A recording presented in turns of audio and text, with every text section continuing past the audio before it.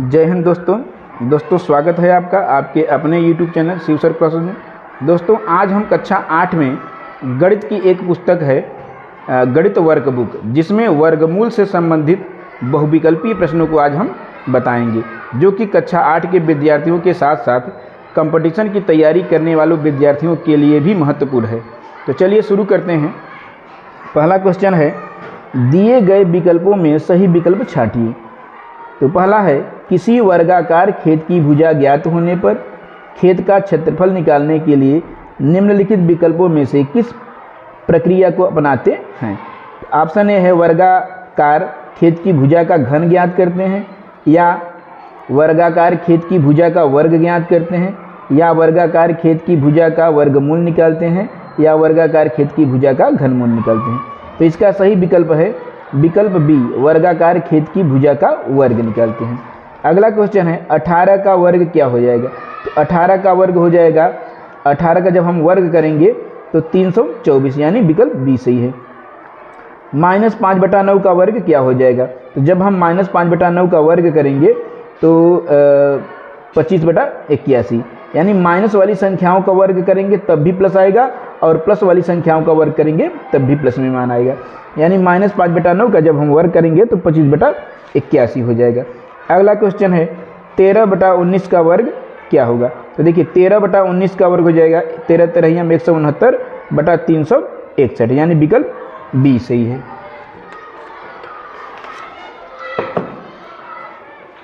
अगला क्वेश्चन है, निम्नलिखित में से किस संख्या के वर्ग में इकाई के स्थान पर 6 का अंक होगा। यानी कौन सी ऐसी संख्या है जिसका वर्ग करने पर इकाई के स्थान पर 6 हो जाएगा। तो देखिए 11 का वर्ग करेंगे 121 हो जाएगा, इकाई के स्थान पर 1 आ जाएगा, और 19 का वर्ग करेंगे 361 आ जाएगा, इसके भी इकाई का अंक 1 हो जाएगा। लेकिन 24 का वर्ग करेंगे तो 576, यानी कि लास्ट में 6 आ जाएगा। तो विकल्प सी सही है। अगला क्वेश्चन है, 5278 के वर्ग में इकाई के स्थान पर कौन सा अंक होगा। तो देखिए जब हम इस संख्या का वर्ग करेंगे तो लास्ट में क्या है 8 है, जब हम इसका वर्ग करेंगे तो 8 × 64, यानी लास्ट में 64 आएगा। तो इकाई के स्थान पर क्या आ जाएगा 4, यानी 5278 के वर्ग में इकाई के स्थान पर 4 आ जाएगा, विकल्प सी सही है। 600 के वर्ग में कितने शून्य होंगे। देखिए जब हम 600 का वर्ग करेंगे, 600 का वर्ग करेंगे तो 6 × 36 हो जाएगा, और यहाँ डबल जीरो है तो 4 बार जीरो आ जाएगा, यानी इकाई के स्थान पर शून्यों की जो संख्या हो जाएगी वो 4 हो जाएगी। तो यहाँ पर शून्यों की संख्या लास्ट में 4 हो जाएगी। 40 और 50 के बीच में निम्नलिखित में से कौन सी पूर्ण वर्ग संख्या है। पूर्ण वर्ग संख्या का मतलब होता है वो उस संख्या का जब हम वर्गमूल निकालें तो एक पूर्ण संख्या प्राप्त होनी चाहिए। तो देखिए 42 पूर्ण वर्ग संख्या नहीं है, 45 भी नहीं है, 46 भी नहीं है, 49 का जब हम वर्गमूल निकालेंगे तो 7 आ जाएगा, जो कि एक पूर्ण वर्ग संख्या है। तो इसका सही विकल्प है 49। अगला क्वेश्चन देखते हैं, निम्नलिखित में से किस संख्या के वर्ग करने पर सम संख्या प्राप्त होगी। तो देखिए जब हम सम संख्याओं का वर्ग करते हैं तो सम संख्या, और विषम संख्याओं का वर्ग करते हैं तो विषम संख्या प्राप्त होती है। यहाँ देखिए 31 विषम संख्या है, जब इसका वर्ग करेंगे तो एक विषम संख्या प्राप्त होगी। यहाँ भी 69 विषम संख्या है, 67 भी विषम संख्या है, यानी इनका वर्ग करने पर हमें विषम संख्या प्राप्त होगी। लेकिन 38 सम संख्या है, जब इसका वर्ग करेंगे तो एक सम संख्या प्राप्त होगी, यानी विकल्प डी सही है। अगला क्वेश्चन है, 676 का वर्गमूल 676/729 का वर्गमूल क्या होगा। तो देखिए 676 का जब हम वर्गमूल निकालेंगे तो 26 हो जाएगा, और 729 का वर्गमूल निकालेंगे तो 27, यानी विकल्प बी सही है। 676/729 का वर्गमूल निकालेंगे तो 26/27 आएगा। अगला क्वेश्चन है देखिए 8 सही 17/169 का वर्गमूल क्या होगा। तो देखिए सबसे पहले हम क्या करेंगे, 169 का 8 में गुणा करेंगे, और जितना आएगा उसमें हम 17 जोड़ देंगे। तो देखिए जोड़कर जब हम वर्गमूल निकालेंगे तो हमारा आ जाएगा 37/13, क्योंकि 169 का वर्गमूल 13 हो जाएगा। तो जब हम इसको जोड़ेंगे, इसका गुणा करके इसका आपस में गुणा करेंगे, यानी 8 का 169 में गुणा करेंगे, फिर जितना आएगा उसमें 17 जोड़ देंगे, तो जो संख्या आएगी वो 37 का वर्ग होगी। तो 37/13 इसका विकल्प हो जाएगा। अगला क्वेश्चन है 3 अंकों की किसी पूर्ण वर्ग संख्या के वर्गमूल में अंकों की संख्या कितनी होगी। यानी अगर कोई 3 अंकों की संख्या है, मान के चलिए 3 अंकों की संख्या जैसे 144 है, तो जब हम इसका वर्गमूल निकालें तो इसके वर्गमूल में अंकों की संख्या क्या होगी। तो देखिए, जब हम वर्गमूल निकालते हैं तो हम दाहिने तरफ से पेयर बनाते हैं 2 2 का। तो देखिए यहाँ पर 2 का पेयर बना लेंगे। 2 का पेयर बनाने के बाद अगर कोई संख्या बचती है तब भी हम उसका पेयर बना लेते हैं। यानी कि 2 का पेयर बनाने के बाद अगर यहाँ 1 बचा है तो इसका भी पेयर बनाएंगे। अब यहाँ हम देखेंगे कि हमारी पड़ी रेखाओं की संख्या कितनी है। यहाँ पर पड़ी रेखाओं की संख्या है 2। तो हम पेयर बनाने के बाद जितनी पड़ी रेखाएं होती हैं उसके वर्गमूल में अंकों की संख्या भी उतनी ही होती है। तो देखिए, जब भी आपको 3 अंकों की संख्या मिले या फिर 4 अंकों की संख्या मिले, जैसे 1024 है तो यहाँ 2 2 का पेयर बनाएंगे, तब भी यहाँ 2 पड़ी रेखाएं पड़ेंगी। और यहाँ अगर 3 अंकों की संख्या है तब भी यहाँ 2 पड़ी रेखाएं पड़ेंगी। यानी जब 3 अंकों की संख्या हो या 4 अंकों की संख्या हो, हम उसमें सबसे पहले पेयर बनाएंगे 2 2 का। अगर पड़ी रेखाओं की संख्या समान होगी तो देखिए यहाँ पर 2 इसमें भी है और 2 इसमें भी है, तो समान है यानी 2 है, तो इसके वर्गमूल में भी अंकों की संख्या 2 ही हो जाएगी। यानी विकल्प बी सही है। यानी अगर कोई संख्या चाहे 3 अंक की हो चाहे 4 अंक की हो, जब हम उसके वर्गमूल निकालेंगे तो उसके वर्गमूल में अंकों की संख्या 2 आ जाएगी। ठीक है, अगला क्वेश्चन देखिए। अगला क्वेश्चन है संख्या 1333225 यानी 1,33,225 के वर्गमूल में अंकों की संख्या क्या होगी। तो यहाँ भी देखिए संख्या कितने अंकों की है, 1 3 3 2 2 5। यहाँ हम 2 2 का पेयर बनाएंगे। यहाँ देखिए 2 का पेयर बनाएंगे तो 25 पर एक पेयर बन जाएगा, 32 पर बन जाएगा, फिर 13 बन जाएगा।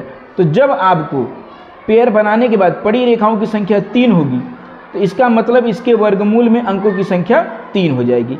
यानी यहाँ पर 1,33,225 के वर्गमूल में अंकों की संख्या 3 हो जाएगी। यानी विकल्प बी सही है।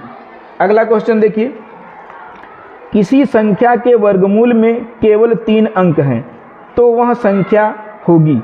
किसी संख्या के वर्गमूल, अगर कोई संख्या है उसके वर्गमूल में केवल 3 अंक हैं। देखिए यहाँ पर ये संख्या थी, इसके वर्गमूल में 3 अंक हैं।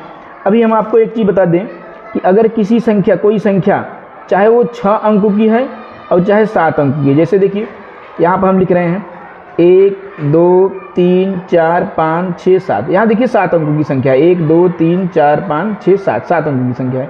यहाँ भी हम पेयर बनाएंगे। देखिए एक पेयर बन गया, फिर यहाँ पेयर बन गया, फिर यहाँ भी बन गया और यहाँ बन गया।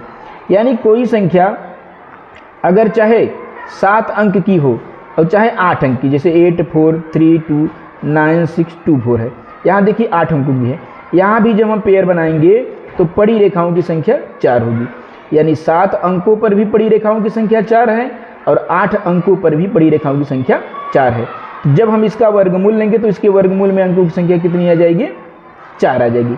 इसी प्रकार जब कोई संख्या चाहे वह 6 अंकों की हो, देखिए यहाँ पर 1 2 3 4 6 अंकों की हो, या फिर वह 5 अंकों की हो, जैसे देखिए 3 2 5 4 3।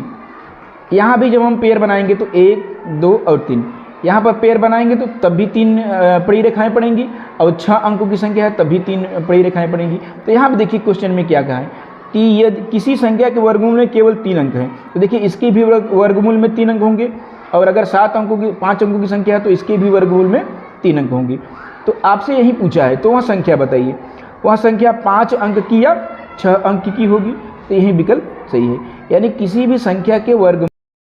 अगला क्वेश्चन है कि 15,625 किस संख्या का पूर्ण वर्ग है। तो देखिए लास्ट में यहाँ पर 25 आया है। जब किसी भी संख्या के अंत में 5 है तो जब हम उसका वर्ग करेंगे तो लास्ट में 25 आएगा।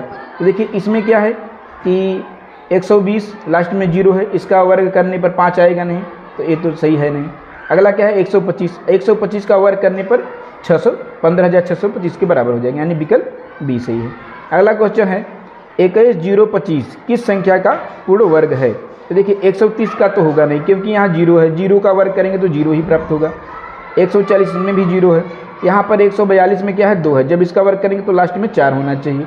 यहाँ पर 145 है, जब 5 का वर्ग करेंगे तो लास्ट में 25 आएगा। और अन्य किसी भी विकल्प में 5 नहीं है, तो यानी विकल्प डी ही सही है आपका 145। जब इसका वर्ग करेंगे तो 21,025 हो जाएगा। अगला क्या है, 1296 बटा 441 का वर्गमूल है। देखिए 1296 जो होता है वो किसका वर्गमूल और 441 किसका वर्गमूल है। तो देखिए जो 1296 है वो आपका 36 का वर्ग है। अब देखिए यहाँ पर ऐसा कोई संख्या लीजिए जिसका क्या कहते हैं कि 21 एकम 21, यानी इसमें आपस में गुणा करिए और 15 जोड़िए तो 36 हो जाएगा। तो देखिए 21 में एक का गुणा करेंगे तो 21 हो जाएगा, 15 जोड़ेंगे 36, 36 बटा 21, यानी 21 का वर्गमूल है 1296 बटा 441 का। तो जब हम 1296 बटा 441 का वर्गमूल निकालेंगे तो ये 36 हो जाएगा और 21 हो जाएगा। चूँकि ये इससे बड़ा है इसलिए हम इसको सही बटा में कर देंगे, भाग दे देंगे। 21 एकम 21, यहाँ 15 बच जाएगा, नीचे 21 हो जाएगा, यानी 1 सही 15 बटा 21।